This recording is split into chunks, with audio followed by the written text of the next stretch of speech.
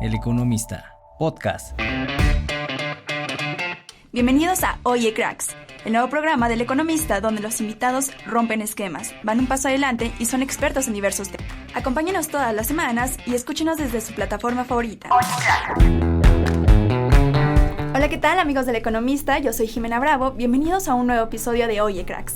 El día de hoy tenemos a un gran invitado que ya habíamos tenido por aquí y por supuesto hoy nos acompaña también Mike. ¿Cómo estás, Mike? Hola Jime, ¿cómo estás? Muchas gracias a la audiencia, bienvenidos a un episodio más de Oye Cracks. Hoy nos acompaña nuevamente Toñito Becerril, el crack de Mixtape y de la columna de música en El Economista. Bienvenido, Toño, muchas gracias por estar con nosotros. Hola Jime, hola Mike, muchas gracias por tenerme de vuelta y bueno, pues es un gusto llegar aquí a Oye Cracks para platicar de música, que es el tema que más nos apasiona.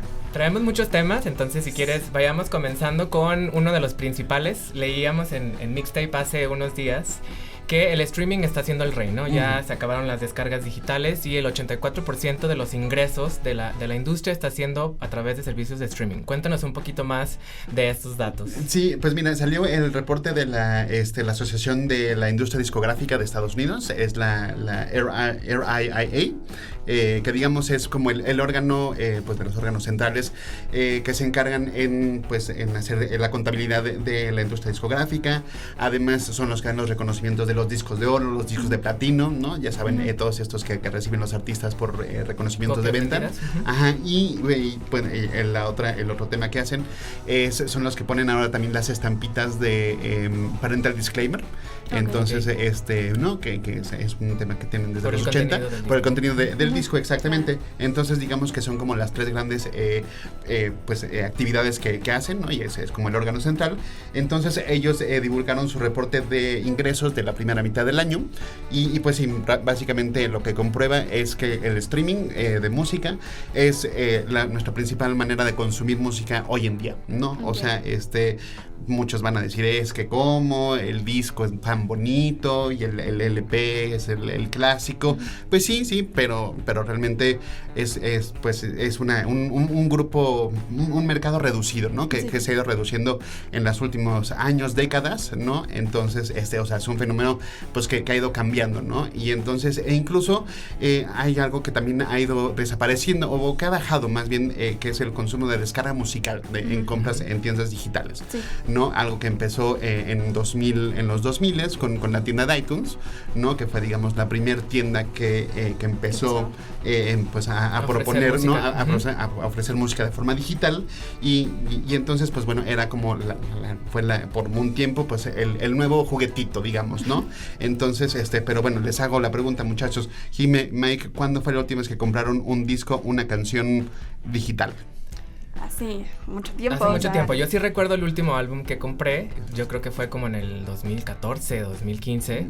Y a partir de ahí, pues nos convertimos mucho a pagar el servicio de streaming para tener todo el catálogo disponible. Y aunque lo tengas, simplemente, o sea, por ejemplo, tengo ahí algunos discos, pero es como para tenerlos guardados, ¿no? Ahí como bonitos, realmente también ya no hay dónde escucharlos, sí. ¿No? En mi casa ya no hay dónde escucharlos. Muchísimo, o sea, en tu auto, por ejemplo, los que tienen auto, pues ya casi ninguno tiene, o sea, los modelos nuevos ya casi ninguno tiene, ¿no? Reproductor de CD, cassette, aún menos, ¿no? O sea, tienes la entrada del auxiliar, el Bluetooth y para de contar, ajá. ¿No? Entonces, o sea, también es una cuestión, y bueno, ya también comprar un estéreo como antes, pues ya también ha ido desapareciendo, que era pues además un artefacto central del hogar, ¿no? Así como el radio, en los 70s, 80s, pues era tener el tocadiscos, ¿no? El estéreo que estaba además en su mueblecito, ¿no? O sea, era como todo el ritual, ¿no? Que generaba.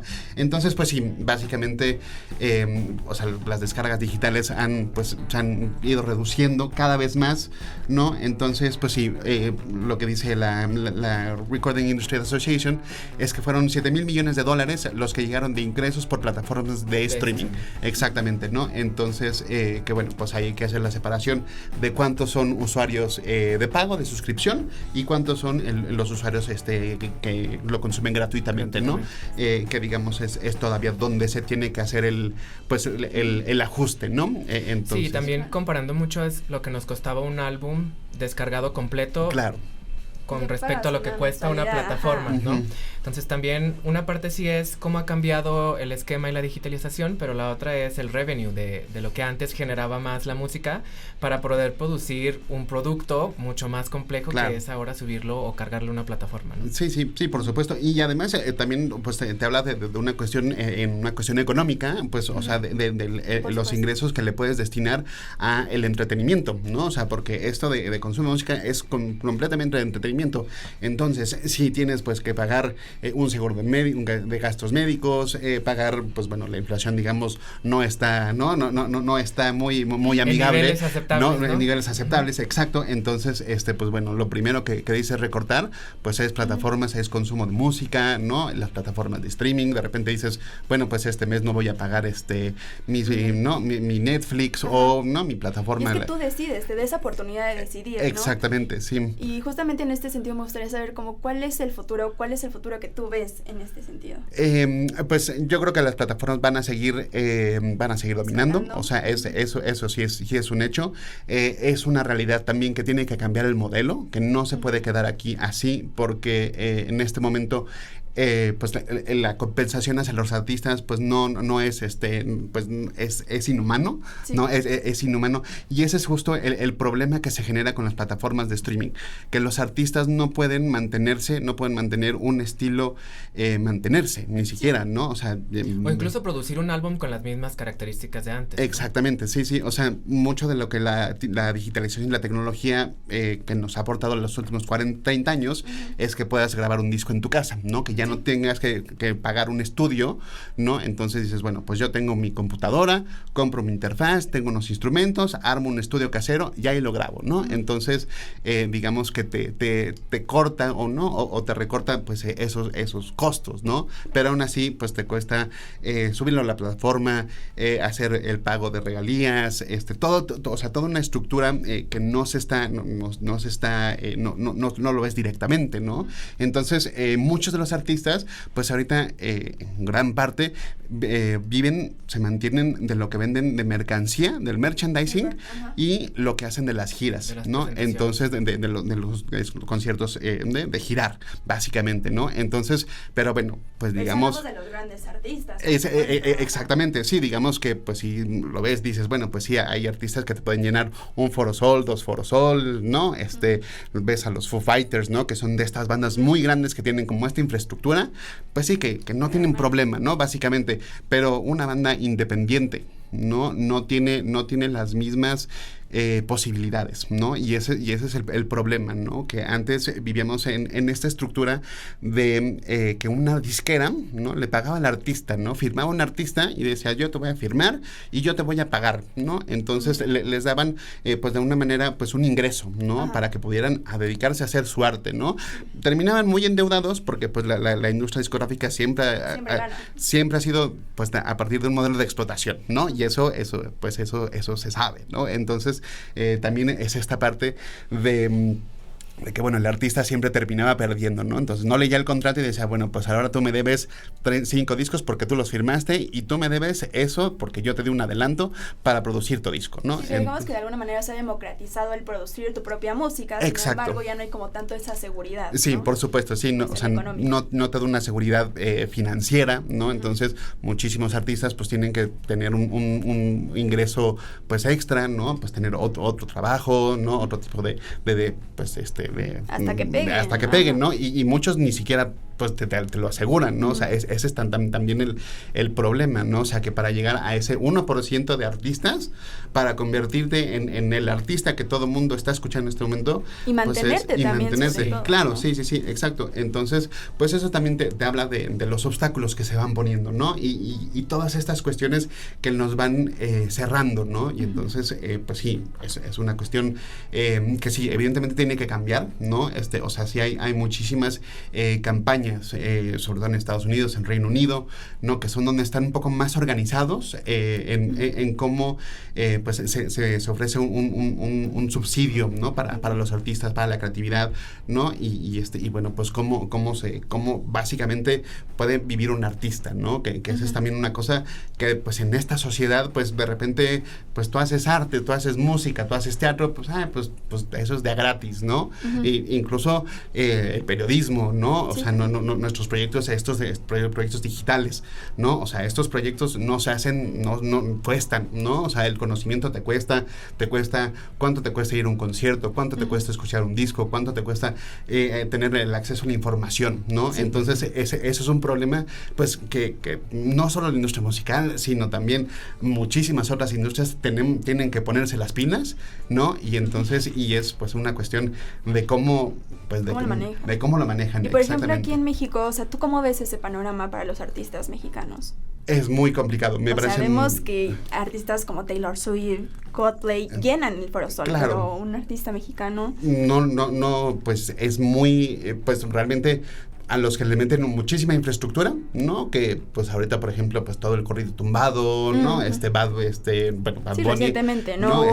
Peso Pluma, ¿no? O sea, todos este tipo de, pues, que se le está apostando más bien a estos géneros, ¿no? Estos géneros de música regional, que además está creciendo su consumo en Estados Unidos, ¿no? Entonces, sí, un Peso Pluma a nivel número 1 en festival. Exactamente, ¿no? O sea, que también es un cambio cultural, ¿no? De cómo se ha aceptado la música latina, ¿no? En el mercado anglosajón, en el mercado estadounidense, ¿no? Entonces, digo, que no es un fenómeno tan nuevo, ¿no? O sea, que tenemos Shakira, Ricky Martin, Enrique Iglesias, artistas muy consagrados. Muy consagrados, ¿no? Desde hace 30 años, ¿no? Sí. Entonces, incluso Jennifer López, ¿no? O sea, con sus diferencias, sus asegúnes, pero bueno, pues también entran dentro de esta discusión, ¿no?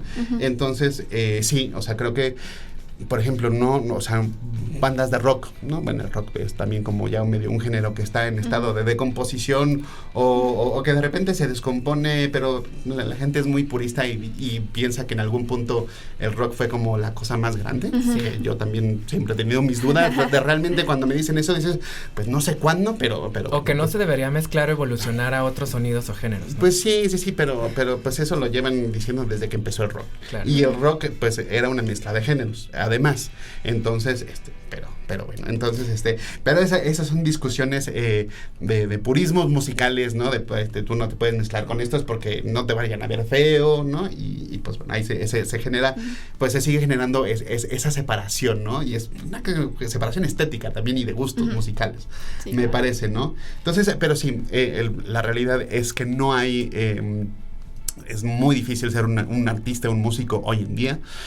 Yo, los casos que conozco de amigos, gente cercanos, pues es gente que todos los días tiene que además de hacer su proyecto artístico, tiene que hacer un proyecto profesional, laboral, de otra índole. Entonces es como un segundo trabajo. No, y es que es lamentable, ¿no? A veces también todo lo artístico se ve como una segunda opción, ¿no? O sea, como primero tienes que tener algo fijo y después ves. Exacto. O lo subjetivo que es cuánto cuesta tu arte, ¿no? O cuánto debería costar tu show. Tu show, sí. Basado en qué tiene tu disco, qué tiene tu música, quién es tu influencia. Sí, ¿no? Y luego pues termina de, oye, invítame a tu concierto, ¿no? O sea, de que incluso, o sea, sale como esta relación de pues, oye, pues yo que soy tu amigo, pues invítame, ¿no? Méteme al concierto gratis, ¿no? Pero pues es también, pues tú, o sea, uno también es de donde empieza, ¿no? El apoyo hacia las bandas, ¿no? Y es ir al concierto, comprar la mercancía, ¿no? Empezarlo pues a seguir, tener, y es también pues nos habla de un fenómeno pues de masividad, ¿no? Y es también el otro gran problema, pues es la cantidad de oferta que tenemos, ¿no? Es una cosa que estábamos hablando el episodio pasado, ¿no? La cantidad de música que se sube a las plataformas disponible por día, ¿no? Sí, o es sea, impresionante. No te da, no terminas de escuchar una canción cuando ya salió otra. Exactamente, ¿no? O sea, para dedicarle un tiempo a un disco, es decir, tener que hacer casi a veces tareas titánicas, ¿no? Por tus tiempos, porque también o sea, la vida te exige, el trabajo te exige, ¿no? Las responsabilidades te exigen, y de repente cuando dices, tengo una hora para escuchar un disco, para sentarme a escuchar un disco, es mejor voy a ver la tele, desconectarme completamente, ¿no? O terminas en el pantalleo, ¿no? Literal del teléfono, básicamente, esperando a ver, ¿no? A ver cómo te alimenta el algoritmo tu entretenimiento, ¿no? Ahora que mencionabas de la experiencia de escuchar un disco, ¿no? O de tomarle tiempo a escuchar un disco. Leíamos también en Mixtape cómo la nostalgia también está regresando, ¿no? Ya hablamos de streaming y de lo nuevo y de cómo ha explotado y masificado la música, pero también cómo estos recuerdos maneras diferentes de escuchar música están retomando otra vez mucho valor. Como en el caso específico, los discos de vinilo, ¿no? Que hemos visto que por tercer año consecutivo hay más ventas de vinil que de discos compactos. ¿A qué crees que se debe esta tendencia? Sigue siendo más bien una cuestión, pues no sé si de moda, ya no sé, ya no sé si lo podemos poner como una moda. Creo que es un afecto al formato, ¿no? También el cassette, ¿no? El cassette han habido en estos años un crecimiento del cassette, ¿no? El cassette, que era un formato que ya habíamos dejado, ¿no? Que ya se había dejado de producir desde hace muchísimo tiempo, ¿no? Y entonces de repente ves bandas independientes que editan su música en cassette, ¿no? Y entonces, pues lo venden directamente, ¿no? Entonces el artista pues genera el canal de comunicación directa de, oye, yo te voy a vender mi cassette y pues así me apoyas, yo te apoyo, ¿no? Y entonces se va... Está regresando, ¿no? Yo veía hace poco un comercial de Kylie Minogue que su nuevo disco también lo está produciendo en formato cassette y disco compacto otra vez. Exactamente, sí. El vinil pues pasa lo mismo, ¿no? O sea, es una tendencia que ha ido creciendo en la última década. Incluso pues nacieron en este fenómeno del Record Store Day, ¿no? Que era un día dedicado a las tiendas de discos independientes, ¿no? Que al principio pues era como un pretexto para juntarse con los melómanos, los coleccionistas de discos, y pues decías a ver qué encontraban, ¿no? Y también pues de repente la industria vio otra vez una oportunidad y Es que creo que siempre han estado ahí, siempre, ¿no? Han estado simplemente como hay estas escalas. Exactamente, sí, de acceso, ¿no? Y los ves, lo puedes encontrar un disco, una joya en un mercadito de pulgas, ¿no? En una tienda de discos usados. Puedes encontrar una joya y no te tienes que ir a lo que te están vendiendo en la tienda de discos en 1,000 pesos, 1,500 pesos, ¿no? O sea, una reedición además de un disco que probablemente ya tienes, ¿no? que es mucho también lo que pasa, ¿no? O sea, te vuelven a vender la reedición, ¿no? Remasterizada de el Dark Side of the Moon, o los discos de los Beatles, o los clásicos del rock en español, ¿no? Entonces, ahora, por ejemplo, hace un par de años salieron todas estas reediciones de rock en español, ¿no? Café Tacuba, Fobia, Los Caifanes, ¿no? Entonces, pues, los artistas grandes, ¿no? Entonces, pues era también en cómo regresaban, ¿no? Volvían a traer como gente como al formato, ¿no? Portadas nuevas, fotos inéditas, exacto, regrabaciones de hits. Sí, ¿no? O sea, los compilados, las cajas, ¿no? El box set es pues un gran modelo, pues negocio de la industria, que también se alimenta de nuestra nostalgia, ¿no? Evidentemente eso es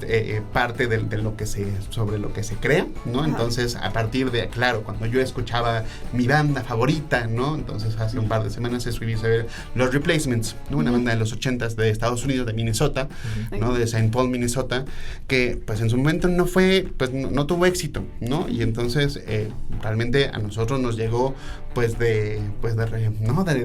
repegado, ¿no? Que alguien lo descubrió por ahí. Que alguien lo descubrió por ahí, lo viste en una película. Yo me acuerdo que vi la película de Singles en los 90, ¿no? Que era una sobre la escena de grunge, y una de las canciones las hacía Paul Westerberg, que era el vocalista de la banda. Y ya pues de ahí para mí fue investigar, ¿no? De ahí fue el rastro, pues este era vocalista de esta banda, ¿no? Y tenía esta banda, y pues de ahí yo me metí, ¿no? Y de ahí pues, se convirtió en una de mis bandas favoritas probablemente, ¿no? Pero se construye a partir de esta nostalgia de otro momento que ya no está, que ya pasó, sí, ¿no? Exacto. Entonces... está muy interesante eso. Vayan a leer ese mixtape. Está en la página del Economista de los Replacements. Sí, está súper bueno para que conozcan un poco más de la banda también. Por favor, sí. Y justamente, pues para ir cerrando, me encantaría, Toño, que por favor nos platicaras, no sé, el top 5 que te gusten de podcast, libros, música. ¿Qué has escuchado últimamente? Recomiéndanos algo. Sí, más bien creo que podría ser como por recomendación musical, porque libros de música hay muchísimos, biografías. ¿Algún vinil favorito? Vinil favorito, tengo temporadas, así que ahorita estoy, ahorita llevo muchos meses sobre una biografía de los Beatles, una enciclopedia titánica de los Beatles, que son de mis grandes obsesiones literarias, musicales.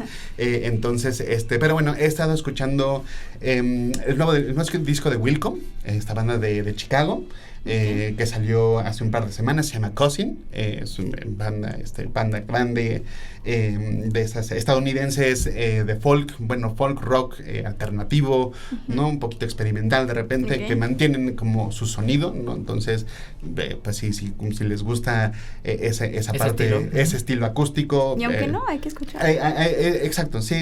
A mí yo de repente soy muy...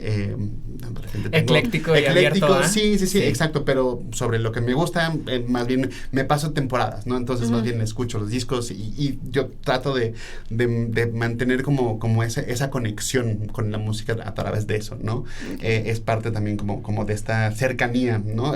Los Replacements es también uno de los discos que he estado escuchando mucho, la reedición del Team, que se llama Let It Bleed Edition, ¿no? Entonces, que es una mezcla, además trae una mezcla que hicieron nueva del álbum, entonces pues te da toda una serie de detalles que nunca habías escuchado en el disco, porque era además un disco que quería sonar de los 80, ¿no? De mediados de los 80, ¿no? Y para que sonara como Bruce Springsteen, como los éxitos así, ¿no? Muy, unas mezclas muy limpias, ¿no? Y entonces aquí de repente, pues verlas a escuchar una banda de punk, ¿no? Una banda así, con guitarrazos y el vocalista que de repente está al borde de que se le caiga la voz porque ya lleva cantando horas, ¿no? Entonces, es fascinante, ¿no? También otro disco que he estado escuchando mucho es un disco nuevo de Teenage Fanclub, que son una banda escocesa también, pues ya de mucha carrera, de finales de los 80. Pues ellos hacen folk rock también muy británico. Son un precursor del Britpop, ¿no? Digamos, o siempre han estado ahí, pero han sido como han tenido menos los reflectores, ¿no? Entonces, menos comercial, sí, o sea, no es Blur, no es Oasis, no es Pulp, digamos, no son estos nombres grandes, pero los conocedores, pues han escuchado Teenage Fanclub y pues bueno, es también una banda que parece que hace como la misma canción, la misma música siempre, pero no lo es, ¿no? Entonces tiene ahí de repente muchos detallitos de guitarras, ¿no? Es un rock muy guitarroso, muy clásico en ese sentido, en esa estructura, pero riquísimo, ¿no? Entonces creo que son de lo que he estado escuchando recientemente. También el nuevo disco de Mitski, que también, bueno, va a estar en la Ciudad de México en el próximo mes, me parece. Entonces, es igual, ella es una cantautora interesantísima, que hace música muy vulnerable, muy visceral, ¿no? Entonces es de repente muy reflexiva y melancólica, ¿no? Es para cuando escuchar en un domingo lluviosito, ¿no? Cuando quieres como desconectarte un poquito como del mundo, ¿no? Creo que estos son ahí cosas interesantes para escuchar. El disco anterior me parece es fantástico, se llama Laurel Hill. Es del año pasado, yo creo que fue uno de los mejores discos del año. De repente hay momentos que me gusta más el otro, pero el track inicial que se llama Buck Like an Angel es hermosísimo. Me parece que a veces el disco no se recupera de lo que llega a ese punto, o que alcance el clímax muy pronto, pero es maravilloso, ¿no? Entonces creo que también otro de los discos que he tenido mucho en aleatorio, en la reproducción, y también una cantante estadounidense de folk, ¿no? Creo que yo ahorita estoy en una etapa muy folk de mi vida, ¿no? Entonces, muy acústico, ¿no? Más bien, que se llama Margot Silker. Entonces, ella es de Oregon, originaria de Oregon, y tiene 2 discos. Este es su segundo álbum, que se llama King of Valley Hearts. Y es pues una cosa americana, ¿no? Entonces es música de la carretera, ¿no? Con esta mística de las ciudades estadounidenses, de los viajes. Entonces es como música para poner en un viaje a carretera, ¿no? Si se van en road trip, exactamente. Yo creo que esa es música ideal. Excelente. Sí, exacto. Y bueno, también como última recomendación, ya también el último, el pilón, digamos, todavía creo que tengo que entrar un poquito más con el disco. Es la reedición, es una reinterpretación que hizo Roger Waters al Dark Side of the Moon. Ok. Entonces, este disco legendario de Pink Floyd del 73. Entonces, que este año además cumplió 50 años de haberse editado, ¿no? De hecho, hay una columna, hay un mixtape publicado, ¿no? De una edición pasada, así que por favor pasen a leer. Y bueno, pues esta es una reimaginación del disco, ¿no? Entonces, pero solo hecha por Roger Waters, ¿no? Entonces, pues aquí es pues vista además pues ya de una persona grande, ¿no? Entonces, es interesante como la reflexión que hacen, ¿no? Porque el propio disco, el propio Dark Side of the Moon, una de las temáticas que cuenta es el paso del tiempo, la vida, el crecer, el madurar, ¿no? Entonces, en ese momento pues lo hacía un artista, un joven de 20 y tantos años, y ahora lo hace pues con una experiencia de medio siglo, ¿no? Sí. De diferencia, ¿no? Entonces, pues además viendo hacia su propia mortalidad, hace sus propios cambios, ¿no? Y bueno, pues que también ha sido una figura muy polémica en los últimos años, no ha dejado de ser polémico por sus declaraciones, su discurso, ¿no? Entonces que ahí de repente yo ya entro en estos conflictos, música, ¿no? me gusta tu música, pero de repente no sé si conecto con tus políticas, con tus ideas políticas, o ya no sé si es válido completamente. O ya no sé si evolucionamos de la misma manera, ¿no? Entonces, de repente tiene un discurso en las Naciones Unidas que dices particular, es complejo, ¿no? Entonces, pero bueno, que además requiere, nos lleva a otro tipo de discusiones, ¿no? Sobre, pues sobre la política de nuestros artistas y nuestras conexiones con los artistas que nos gustan, ¿no? Entonces, que también creo que es un fenómeno que se ha acrecentado en los últimos tiempos, ¿no? Muchísimo más con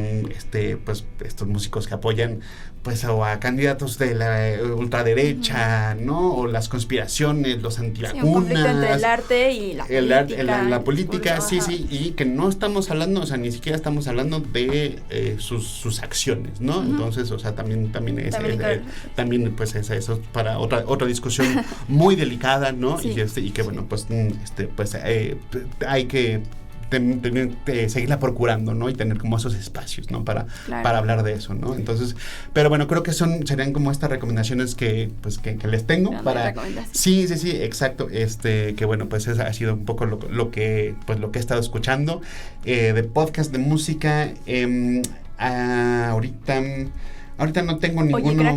Oye, Cracks. Ahí por ahí también en Mixtape busquen, hay podcast del 2023 que no se pueden perder, también recomendaciones de disco, grandes recomendaciones las que tenemos el día de hoy.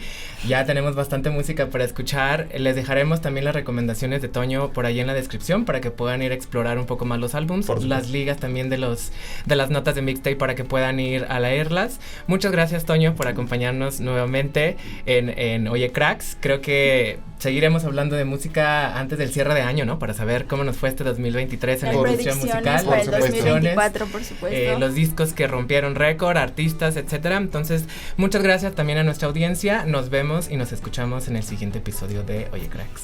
Sí, muchas gracias, Toño, Mike. Es un gusto tenerlos por acá. Y no olviden seguirnos en todas nuestras redes sociales, por supuesto, leer Mixtape. Y nos vemos en otro próximo episodio. Hasta la próxima.